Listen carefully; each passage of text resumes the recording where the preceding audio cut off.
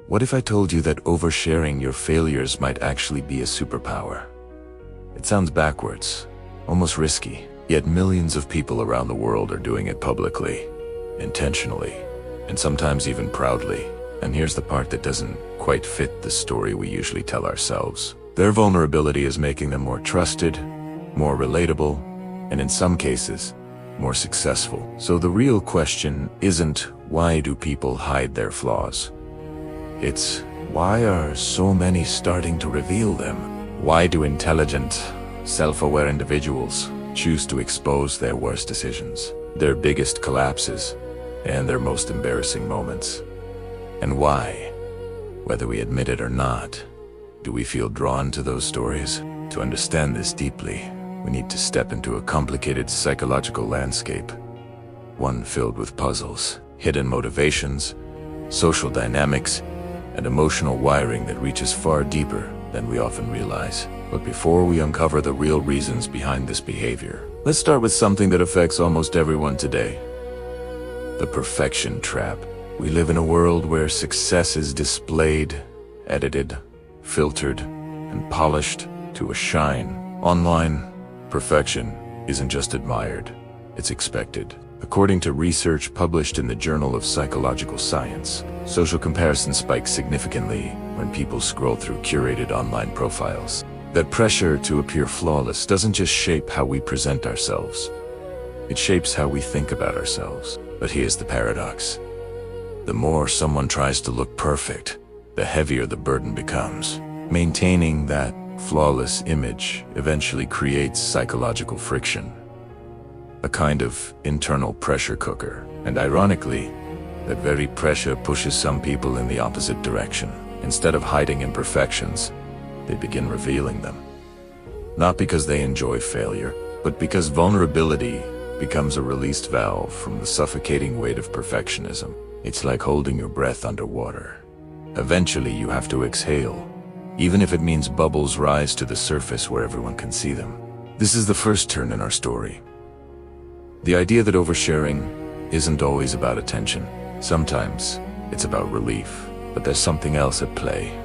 Something more social, more human, and surprisingly universal. Think back to the last time you saw someone admit a huge mistake publicly. Maybe a CEO apologizing, a celebrity confessing a regret, or even a friend posting a painfully honest story online. Did you laugh at them? Or did you feel a sudden, almost strange sense of connection? Psychologists call this phenomena pratfall effect, discovered by researcher Elliot Aronson.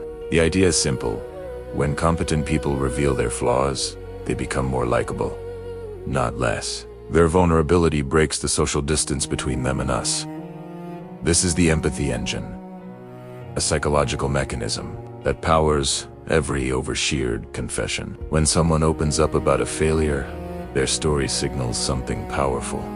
I'm human, just like you. And whether we expect it or not, our brains react to this signal. Research from UCLA's Social Cognitive Neuroscience lab shows that the brain's empathy circuits activate when we witness displays of vulnerability. The more honest and personal the failure, the stronger the empathy. This is why oversharing, when done with sincerity, doesn't always push people away. In many cases, it pulls them closer. But what makes this even more fascinating is that the oversharer isn't just creating connection, they're also searching for something.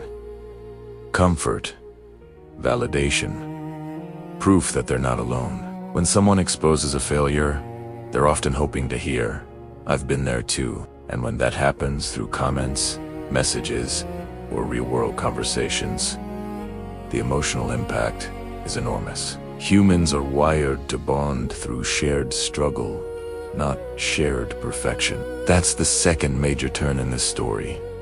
Oversharing failures isn't only about expression, it's about connection. The connection alone still doesn't explain why so many people reveal so much.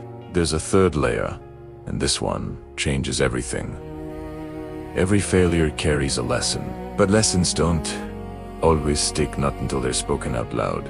In cognitive psychology, there's a concept called self-explanation, where articulating a mistake strengthens learning and improves problem solving.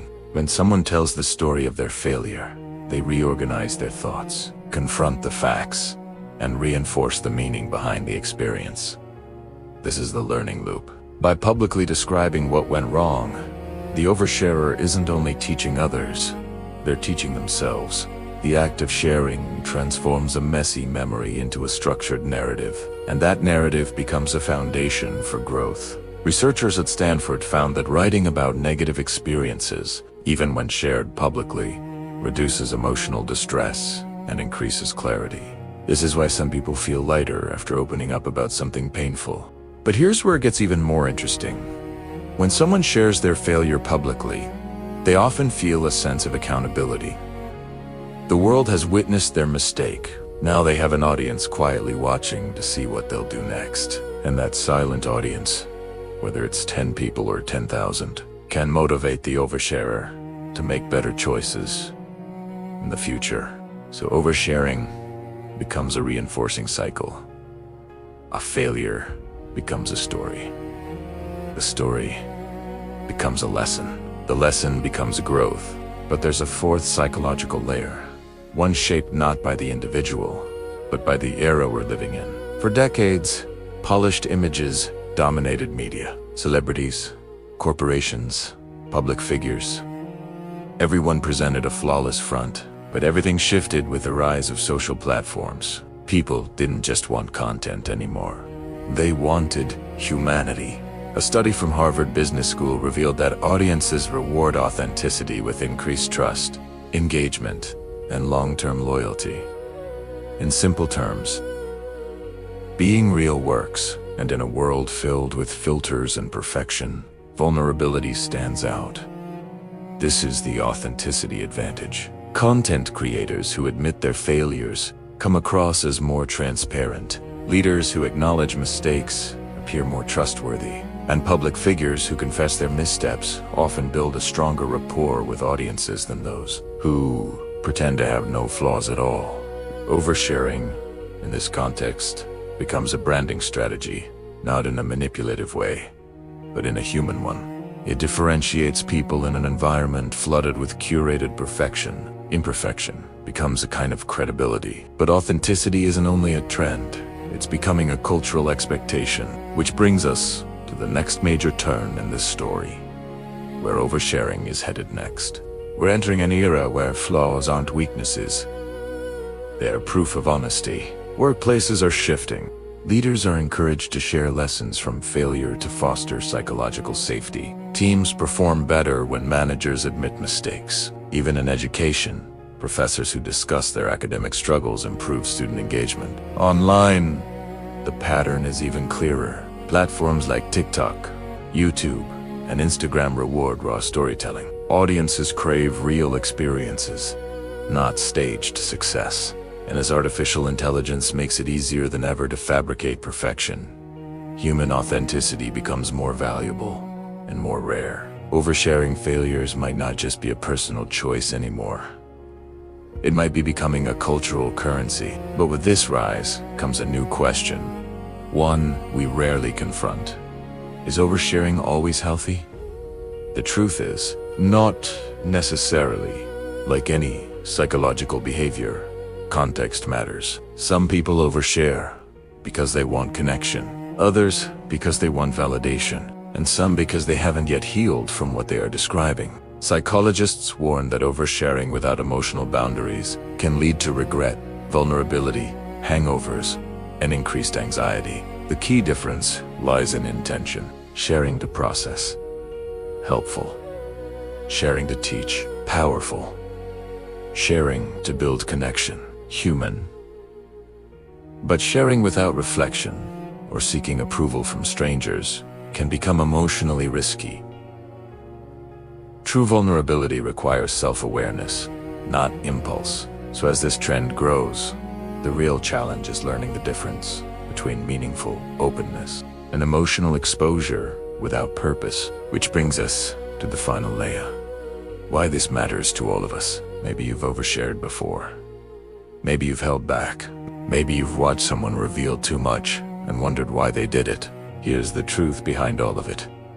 People who overshare their failures aren't broken. They aren't weak. They aren't attention-seeking caricatures. They're responding to psychological pressures, emotional needs, and social dynamics that exist in all of us. They're trying to breathe in a world that demands perfection. They're seeking connection in a culture that often feels disconnected. They're turning their worst moments into stories so their lives make more sense. They're searching for authenticity in an age that's losing it. And they're stepping into a future where vulnerability is no longer something to hide. It's something to understand. Because it is truth that failure is part of being human, and sharing it carefully, intentionally, might be one of the most powerful things we can do. Not to impress people, not to gain sympathy, but to remind each other that behind every achievement, behind every smile, behind every success story, there are chapters of imperfection we don't always see. So perhaps the real question isn't why people overshare their failures. The real question is, what happens when we stop pretending we don't have any? Because the moment we embrace that truth, we stop performing, we stop competing with illusions. We start connecting deeply, honestly, and humanly. And maybe that's the future we're quietly heading toward. A world where flaws aren't the end of the story, but the beginning of understanding ourselves and each other.